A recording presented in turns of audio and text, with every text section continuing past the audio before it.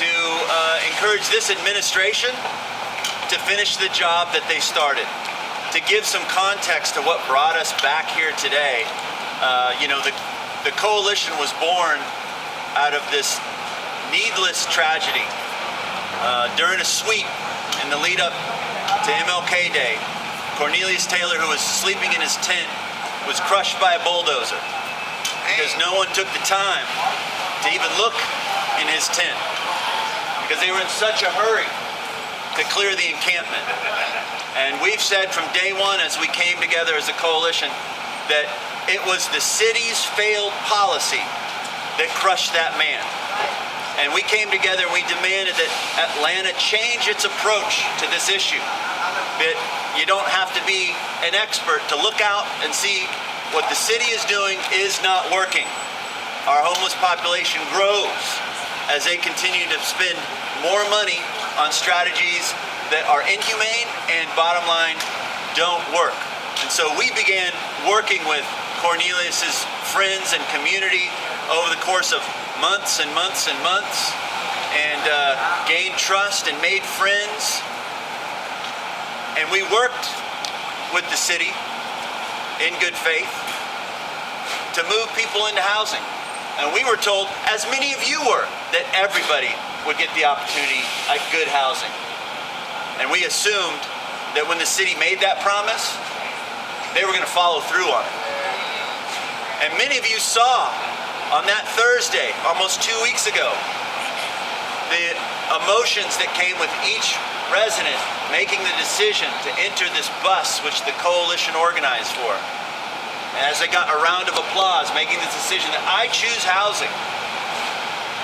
We got into that bus, and what you didn't see is we went over to a complex that we expected there was a bed for everyone, and there wasn't a bed for everyone. We had 14 people that were left behind. And the coalition had a choice because the city wasn't going to take care of it. The city said, y'all can go back out on the street and wait for housing, get on a list. Dang. And we decided that we couldn't live with that. And so we've been having folks at a hotel for almost 2 weeks now. Now we're down to 8 people. And we've had 8 people for about a week now. We've been staring at a phone, waiting for it to ring, calling on the mayor with no real response. And yet we hear that we're going to house everybody downtown by the end of this year.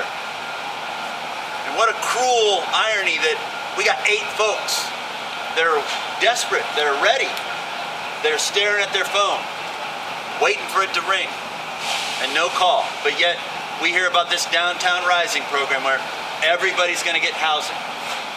So we want to call out that contradiction. And we've even heard that, on that day, on Thursday, we had 2 folks that the city put into Motel 6 and say, we're going to cover these folks. One was a family, one was a disabled veteran. We were told that those folks received housing, only to find out that they're languishing at Motel 6, being totally uncared for, not being fed, have no idea what their next step is. We have begun to feed them. We have begun to provide transportation for them. And so we're here today to say, Mr. Mayor, administration, finish this job. We need you, and we know you have the power to cut through this red tape and get these folks into housing. We are waiting on you, and we are running out of time, and we are running out of resources. So today we want to hear from some folks that are directly impacted by this issue, folks that are ready, and folks that made that decision to get on the bus and are now living with that decision right now. But before we introduce those folks, I want to bring in one of my comrades, one of my associates, Red, who didn't sign up to be a social worker, but over the course of the last few weeks has been forced to act like one. Because unlike the city, we can't just dump people in a hotel. We have to have somebody there all the time, making sure that meals are provided, making sure that people get rides to where they need to go, and make sure people are seen and heard. And that's the work that Red has been doing. So Red, come up and say a few words.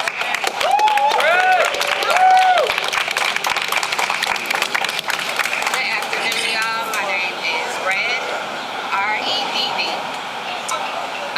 Like Tim said, hotel, waiting every day to get word if they're gonna check out, if they're gonna get their stable housing today. Every day I'm up there with my folks, making sure they have lunch, dinner, as well. The coalition, that's what we're doing for these 8 folks that the mayor and the city has seemed to have forgotten about, as well as the folks over at at Micro 6, because I just got a call that they weren't even feeding them over there, and they under the city watch.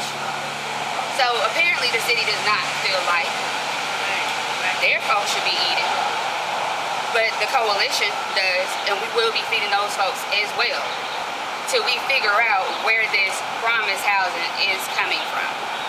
Because every day it's a disappointment. Every day it's a disappointment. Every day we running down there to go pay for rooms, working off of donations from the coalition and from people in this community. That's what we're doing.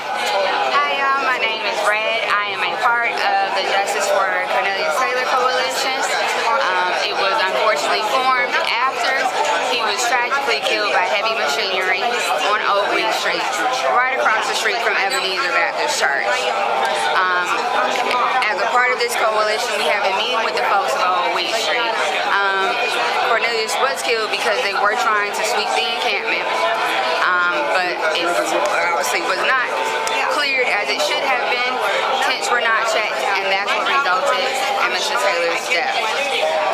Here we are 7 months later. A lawsuit has been filed against the city of Atlanta by Davis Bozeman Law, and we are now just moving forward with that. As far as the coalition, we were able to get, we have 19 people housed right now. We have 8 people left.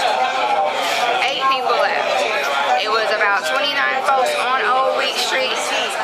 So to have that number worked down to 8 people still needing housing from around 30 is really, really big. But now we are waiting and we are putting pressure on the mayor to find housing for these last 8 people. And it's not even find housing because the housing is there. We have it. We've been told we have it. We just need the mayor to do mayoral things and let our folks get in there. Because right now we spend about $500 a day on a hotel, and I spend anywhere from about $50 to $150 every day on food, feeding these folks. I'm up there about 12, 14 hours a day. Feed them breakfast, feed them lunch, feed them dinner, learn their stories. I'm talking to them, and really just creating bonds. This has really become a family at this point.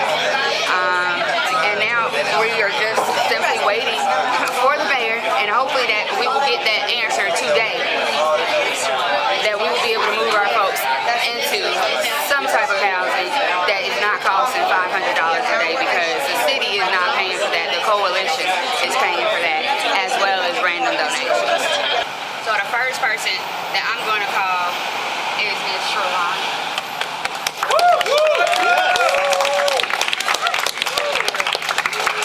Hello, my name is Shalondra Danica Randolph Jackson. Who am I? I'm a mother.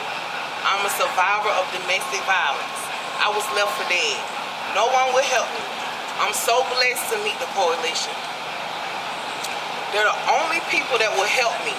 The only people that will help me. I'm a part of the Old Week Street. And when I got on the bus, I was thinking that I was going to an apartment or a house, safe place to live, get off the street.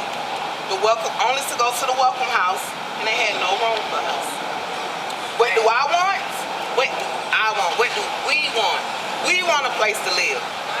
We want job training. We're able. We're motivated. We want job training. We want a place to live. Y'all don't have to take care of us. We want to step up. We want a hand up, not a handout. Amen.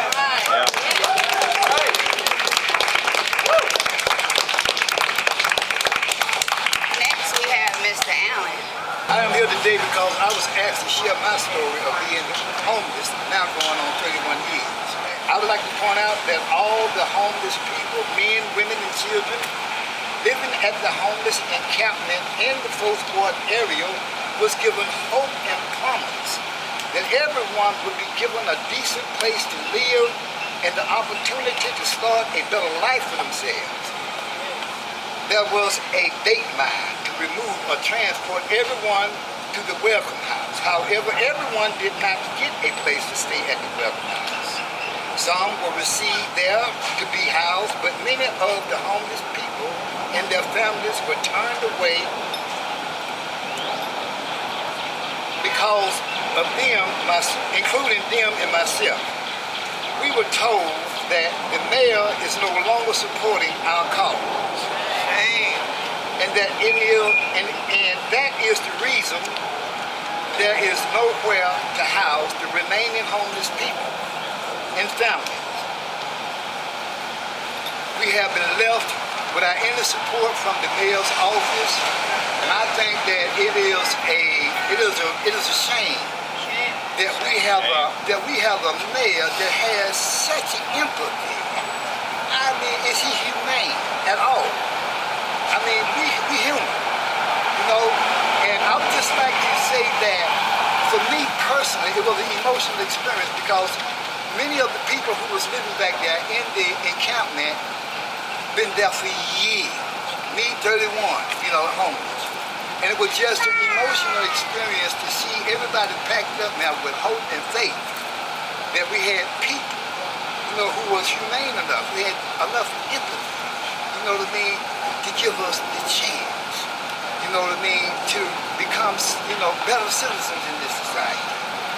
You know, but that didn't happen for some of us. And I understand the reason why is because we're not getting any support from our mayor.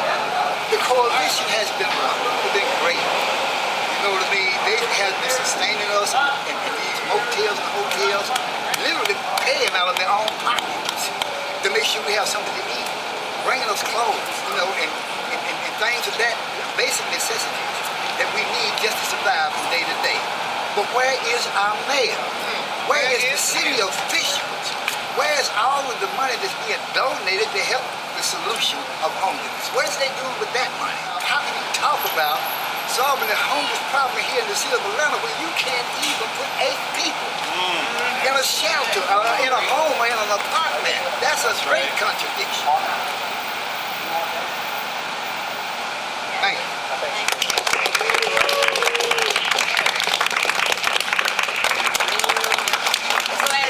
See, these are some of the faces that the city has forgotten and the city has turned their back on. And these are just a few of the faces. We will continue to keep showing up as a coalition, but we need this mayor, we need the city to finish the job. Gonna close us out is Mr. Gus. How you doing? First of all, Shane.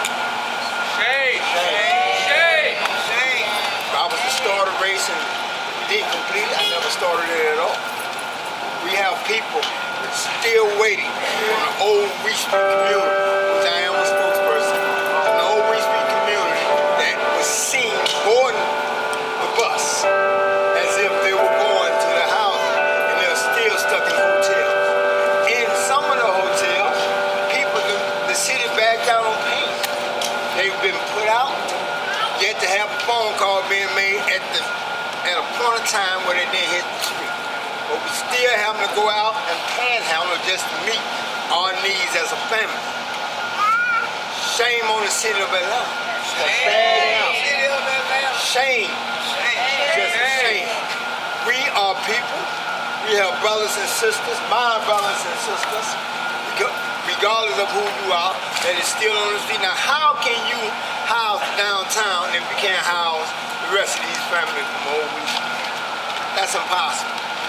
That's impossible. We need the city to step up and make this happen for these families.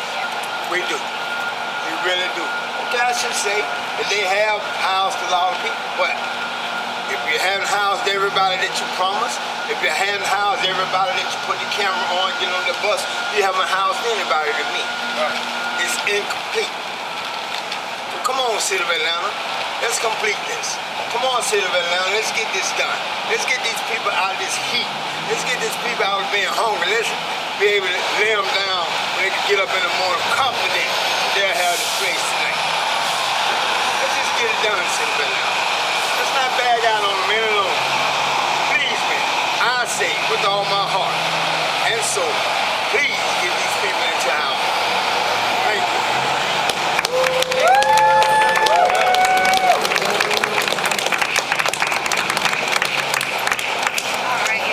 We're gonna close out with a chant.